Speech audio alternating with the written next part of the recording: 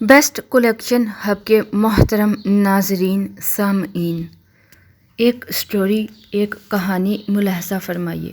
Moral story, ساس بہو کی کہانی۔ آج پہلی رات تھی، بستر پہ پھول سجائے گئے تھے۔ نبیلہ اور کامران کی شادی ہوئی تھی۔ شادی بہت دھوم دھام سے کی گئی۔ نبیلہ بیڈ پر بیٹھی تھی، کیمرہ مین تصاویر بنا رہا تھا۔ وہ کبھی دائیں سر کر رہی تھی، کبھی بائیں طرف۔ سب لوگ نئے تھے، ہر چہرہ اجنبی تھا۔ کامران پاس بیٹھا تھا۔ سب محلے والے دلہن دیکھنے آئے ہوئے تھے۔ نبیلہ نظریں جھکائے بیٹھی ہوئی تھی۔ رات کے 12 بج چکے تھے۔ وہ بہت تھک چکی تھی، بھوک سے برا حال تھا۔ سب چلے گئے، دروازہ بند ہوا۔ کامران نبیلہ کے پاس بیٹھا۔ آپ ایسا کریں، چینج کر لیں، تھک گئی ہوں گی۔ نبیلہ نے ڈریس چینج کیا۔ بھوک سے اس کی حالت غیر ہو رہی تھی، لیکن کیا کر سکتے تھے؟ کامران کو اس کی تھکن سے کیا واسطہ تھا؟ وہ محبت بھری باتیں کہاں کرنا چاہتا تھا؟ نبیلہ کو اپنی مردانگی کا رعب ڈالتے ہوئے بولا، دیکھو مجھے تماشے اچھے نہیں لگتے، میری باتیں کان کھول کر سن لو، میں بار بار یہ باتیں نہیں بولوں گا۔ گھر کے سارے کام تمہارے ذمہ ہیں، کھانا بنانے سے لے کر جھاڑو صفائی تک، سن رہی ہو نا؟ نبیلہ نے ہاں میں سر ہلایا۔ نبیلہ سوچ رہی تھی، کوئی گفٹ دے گا، کوئی محبت بھری باتیں کرے گا، لیکن اس کو نبیلہ سے کام کروانے کی فکر تھی۔ شادی کے دن گزر گئے، ہاتھ میں جھاڑو، مقدر میں کچن لکھ دیا۔ نبیلہ کی جٹھانی ان کی رشتہ دار تھی، لیکن یہ غیروں سے بیاں کر گئی تھی۔ نبیلہ کھانا بنانا، صاف صفائی کرنا، کپڑے برتن سب کام کرتی۔ جب تھک کر ٹوٹ جاتی تو رات کو شوہر کے نخرے اٹھانا۔ کامران بہت روکھے ہوئے لہجے میں بات کرتا تھا۔ نبیلہ سے رات ڈنر ہوا، سب اپنے کمرے میں چلے گئے۔ نبیلہ کامران کے پاس بیٹھ گئی۔ کامران، شادی کو 3 مہینے گزر گئے ہیں، آپ مجھے کہیں گھمانے لے کر نہیں گئے۔ کامران حیرت سے دیکھ رہا تھا نبیلہ کی طرف۔ نبیلہ، گھمانے مطلب کہاں جانا ہے تم نے؟ اس نے اتنے روکھے لہجے میں پوچھا کہ نبیلہ سہم سی گئی۔ کامران، آپ کیوں اتنے غصے سے بات کرتے ہیں مجھ سے؟ کامران ٹی وی دیکھتے ہوئے بولا۔ نبیلہ، جاؤ میرے کپڑے استری کرو، دماغ نہ خراب کرو، میں سارا دن کا تھکا ہوا ہوں۔ نبیلہ پیروں کی طرف بیٹھ گئی۔ اچھا چلیں، آپ لیٹ جائیں، میں آپ کو دبا دیتی ہوں۔ کامران لیٹ گیا۔ نبیلہ کامران کو دبانے لگی۔ کامران سو گیا تھا۔ وہ کامران کے پیروں کو اپنی گود میں رکھ کر سوچ رہی تھی، کامران، میں نے شادی سے پہلے بہت دکھ دیکھے ہیں، مجھے محبت چاہیے، آپ کا ساتھ چاہیے، آپ کیوں میری آنکھوں سے میرا درد نہیں سمجھ پاتے؟ اصل میں نبیلہ کی ماں نہیں تھی، سوتیلی ماں کے ساتھ جوان ہوئی، اور سوتیلی مائیں کیا سلوک کرتی ہیں یہ مجھے بتانے کی ضرورت نہیں۔ نبیلہ نے بہت درد سہا تھا۔ سوتیلی ماں کے ہاتھوں یہاں ایک ظلم یہ بھی تو کیا گیا تھا۔ نبیلہ 20 سال کی تھی اور کامران 36 سال کا۔ جیسے نبیلہ سے جان چھڑانی تھی ان لوگوں نے۔ وہ قدموں کے ساتھ لپٹی ہوئی اپنے ہمسفر سے احساس کی بھیک مانگ رہی تھی۔ صبح وہ فجر کی نماز سے پہلے جاگ جاتی۔ ناشتہ بنانا سب کے لیے اس کا ذمہ تھا۔ وہ اپنا درد کسی پر عیاں نہ ہونے دیتی۔ وہ بس اپنے گھر میں آباد ہونا چاہتی تھی۔ کامران کا ساتھ اسے چاہیے تھا۔ بس اکثر کبھی تھکن کی وجہ سے برتن نہ دھو سکتی یا جھاڑو ٹائم پر نہ لگا پاتی تو ساس اسے لاکھوں باتیں سناتی۔ وہ اپنے لبوں کو سی کر ہر طعنہ برداشت کر جاتی تھی۔ کامران، مجھے ہر مہینے 5,000 دے دیا کرے نا؟ کامران نے زہر آلود نگاہوں سے دیکھا نبیلہ کی طرف۔ خیر ہے نا، 5,000 کیوں چاہیے تم کو؟ نبیلہ نے بڑے پیار سے جواب دیا۔ کامران، میں عورت ہوں، میری ضروریات ہوتی ہیں، پیسے پاس ہوں تو کبھی بازار جاؤں تو اپنے لیے کچھ ضروری چیزیں خرید لیا کروں۔ اب میں آپ کے بھائی سے تو یہ سب باتیں کہہ نہیں سکتی۔ کامران کو نہ جانے کیوں ایک چڑ سی تھی نبیلہ سے۔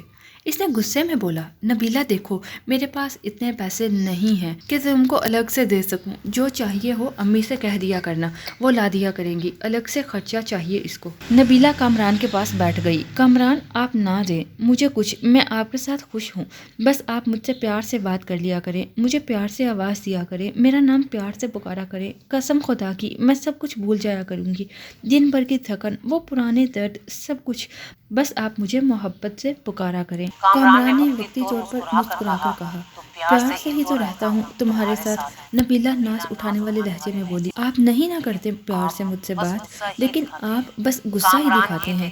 کامران یہ دیکھیں کہ میری برتھ ڈے تھی، میں نے آپ کا نام اپنے ہاتھ پر مہندی سے لکھا ہے۔ کامران جیسے بس بیزار سا ہو رہا تھا اس کی باتوں سے۔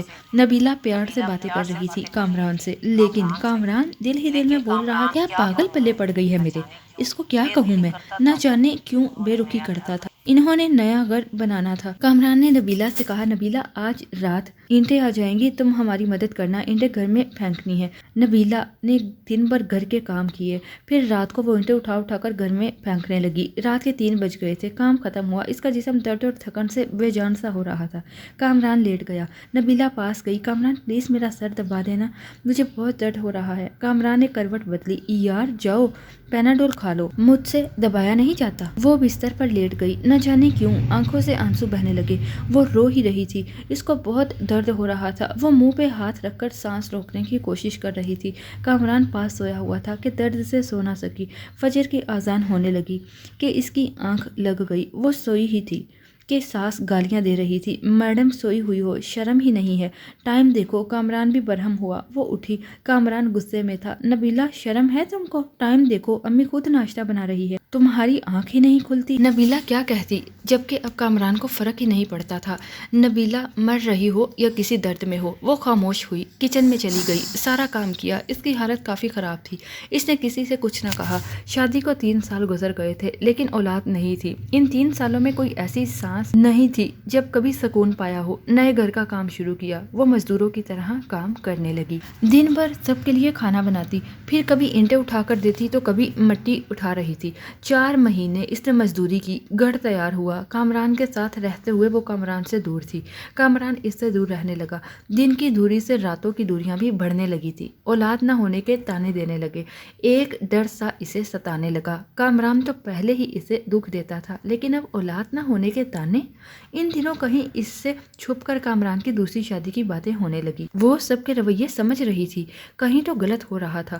نبیلہ ایک نوکرانی سے بڑھ کر کچھ نہ تھی، وہ لبوں کو سیے بیٹھی تھی۔ نبیلہ کو ایک خوف تھا، کہیں کامران مجھے دور نہ کر دے، لیکن جیٹھانی کی چھوٹی بیٹی نے بتایا آنٹی نبیلہ ماما کہہ رہی تھی کامران چاچو کی شادی کرنی ہے، نئی آنٹی لے کر آنی ہے۔ نبیلہ سمجھ چکی تھی کوئی قیامت ٹوٹنے والی ہے، لیکن وہ خاموش تھی۔ کامران کمرے میں بیٹھا چہرے پہ کریم لگا رہا تھا۔ نبیلہ پاس گئی، آج کل بہت کریم لگانے لگے ہیں، بڑے سونے لگ رہے ہیں آپ، نبیلہ کامران کے کندھے پر سر رکھ کر بتا رہی تھی۔ کامران آپ خوش رہیں، ہمیشہ میں نماز پڑھ کر آپ کے لیے بہت دعائیں مانگا کرتی ہوں، آپ کی زندگی کی دعا مانگتی ہوں، آپ کے ساتھ ہی تو میرا سب کچھ ہے، جیسے کہ وہ ایک درد دل میں چھپا کر خود کو سمجھا رہی ہو۔ کامران مجھے کبھی نہیں چھوڑیے گا۔ اور پھر وہ دن آ گیا، لڑکی والے کامران کے گھر آئے، ساس نے سختی سے کہا کھانا بنا اور اپنے کمرے میں چلی جاؤ، سامنے نہ آنا منحوس۔ وہ ان کی بے رخی سمجھ رہی تھی۔ اس نے شادی کے بعد ایک کام سیکھ لیا تھا، درد کو چھپانا، خاموشی سے رونا، لیکن شکوہ نہ کرنا۔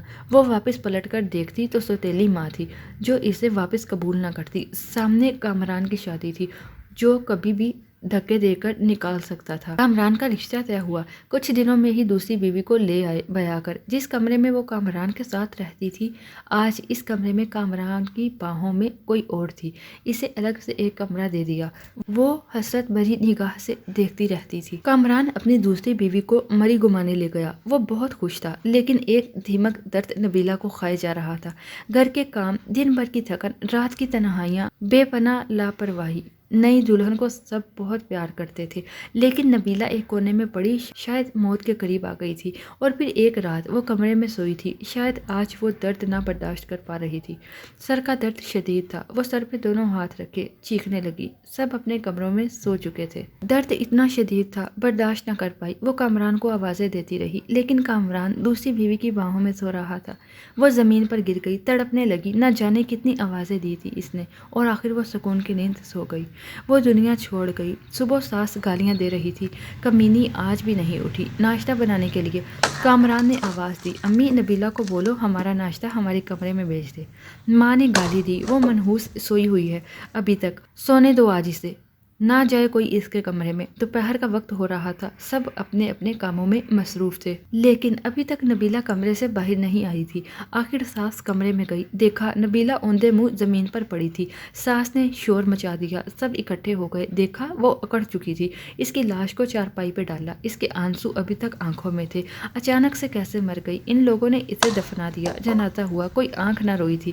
ایک دن اس کے کمرے کی صفائی کرتی کامران کی دوسری بیوی نے دیکھا، کچھ رپورٹ اور دوائیاں تھی اس کے کمرے میں۔ وہ دیکھ کر حیران ہو گئی، اس کو برین ٹیومر تھا۔ نہ جانے کب سے وہ یہ درد سہ رہی تھی۔ ایک ڈائری بھی لکھ رکھی تھی، یہاں وہ اپنے درد لکھا کرتی تھی۔ اس کی ڈائری کے کچھ جملے: کامران مجھ سے روٹھا روٹھا رہتا ہے، میری طرف دیکھتا ہی نہیں۔ آج میں نے سارا دن مزدوری کی، کامران نے مجھے ٹھنڈا پانی پلایا، میں بہت خوش ہوں۔ کامران کہتا ہے میں بہت اچھی ہوں، لیکن پھر بھی پتہ نہیں کیوں مجھ سے دور رہتا ہے۔ آج میں اس کے لیے تیار ہوئی تھی، خود کو سنوارا تھا، لیکن پاگل نے ایک بار بھی میری طرف نہیں دیکھا۔ پھر میں ناراض بھی نہیں ہوئی، وہ بہت ڈانٹتا ہے کچھ کہوں تو۔ مجھے جان لیوا بیماری ہے، لیکن میں کامران کو نہیں بتاؤں گی، وہ بہت پریشان ہوں گے۔ ہمارا گھر بن کر تیار ہو گیا، میں نے اپنا کمرہ بہت سجایا۔ کامران کی شادی کر رہے ہیں، مجھے گھر سے نکالا تو کہاں جاؤں گی؟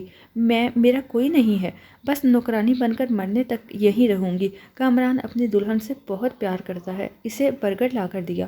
میں نے کہا مجھے بھی لا دو، کہتا برتن دھو جا کر، دماغ نہ خراب کر میرا۔ بھلا میں نے برگر ہی تو مانگا تھا۔ آج صبح سے میری سانس رک رہی ہے، ایسے لگ رہا ہے میرا وقت قریب آ گیا۔ کاش کامران کی باہوں میں مر سکتی، کاش کامران میرا درد سمجھتا، مجھے سینے سے لگاتا، میں سکون سے مر جاتی۔ کامران آپ کبھی میری یہ ڈائری پڑھیں تو خود کو میری موت کا ذمہ دار نہ ٹھہرانا، بہت پیار کرتی ہوں آپ سے، بس نصیب سے ہار گئی ہوں، شاید کہ میری قسمت میں خوشیاں نہیں لکھی۔ اور ہاں پاگل، ایک برگر ہی تو تھا، کنجوس، مجھے لا دیتے تو کیا ہو جاتا، ڈانٹنے کی کیا ضرورت تھی؟ اپنی دوسری بیوی کا خیال رکھنا، میں تو نہیں ہوں گی، جب آپ کے ہاں اولاد ہوئی نا تو میری قبر پہ ضرور آنا ایک بار، تمہاری نبیلہ۔